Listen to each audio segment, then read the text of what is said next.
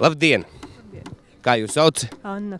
Anna, es tev uz tu uzrunāšu. Tu esi tāda smuka meitene un tu teici, ka ļoti steidzies šorīt. Jā. Bet vai tu gribētu steigties tālāk vēl skaistāka, ar skaistām gerberām rokās? Protams.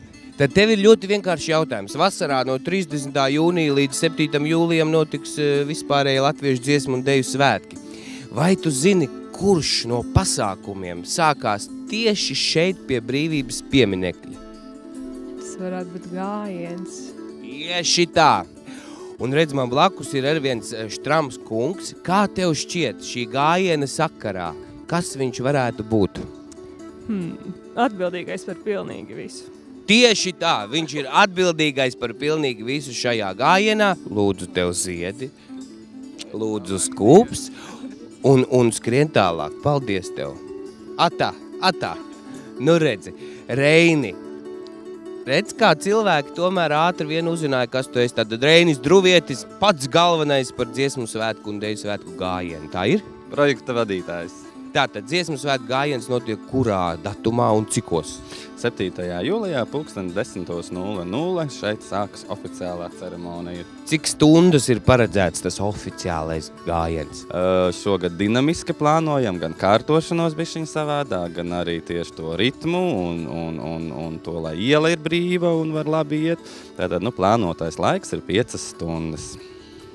Reini, tātad dziesmu svētku gājienā piedalās visi dalībnieki, vai kāds var neiet? Es domāju, ka ies visi, un vēl ir tā, ka bez dziesmu svētku dalībniekiem tieši gājiens ir tas, kur piedalās arī novadu vadības. Tur jau pa kluso arī kāds var iešmaukt parastais gājējs, vienkārši saģērbjās tautu starpā un tu. Pilnīgi mierīgi. Bet kurā vietā pulcēsies šie cilvēki? Gājieni sāk šeit pie Brīvības pieminekļa, bet nebūs jau tā, ka te viņi visi saskrien no malām un tad kaut kā iet. Protams, ka nē. Kārtība būs dzelžaina un stingra. Tu klieksi uz visiem? Nē, visiem viss būs skaidrs un visi zinās. Viss lielā priekā un mīlestībā arī dosies tajā ceļojumā.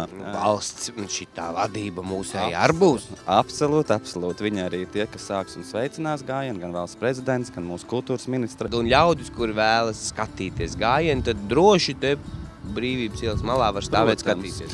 Tas ir visā ielas garumā, abās pusēs, un jāatzīmē, ka šogad atkal ar Latvijas televīziju gājiens norisēs abos kanālos, LTV1 un LTV7. Vienā būtu tā, lai tomēr var redzēt visu gājienu, jo visi gribēs redzēt, ka tas viņu kolektīvs no tiem dikļiem vai tiem ir atnācis. Otrs kanāls būs vairāk veltīts intervijām, tādām varbūt sajūtām, kas notiek reportāžām, un, protams, internetā arī tas viss gājiens būs pieejams. Man laikam tas galvenais, par ko es tagad vēl arī nervozēju, ko mēs modelēsim un ko es domāju, tas ritms. Tas ritms, lai ir tas vieglais ritms, tas ātrums un tas vieglums tā gājiena. Vai ne? Jā, es varu skriet gar malu kaut kā. Jā, un vēl visbeidzot pie Dailes teātra, kad viņi nonāk, tur oficiāli tā kā beidzās šis te gājiens. Tur taču arī ir kaut kas jābīda un jābakst, lai viņi neapstājas, ko tagad, bet lai kaut kur pazūd, ja? Parasti jau, es domāju, tā sajūta, ka tas gājiens ir izdarīts, viss vispirms gribēs tā kā iztaipīties un atbrīvoties, un tālāk gan uz Brīvības ielas, gan pāri aiz Valdemāra ielas, visi jau zinās, kur viņu sagaida viņu autobus, lai dotos tālāk uz Meža parku un lēnām piepildīt Meža parka estrādi lielajam galā.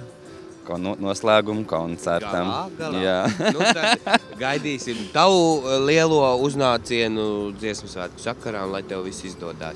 Un tu nebaidies, un tu, ja vairs neko nevar, tad vienkārši dziedi.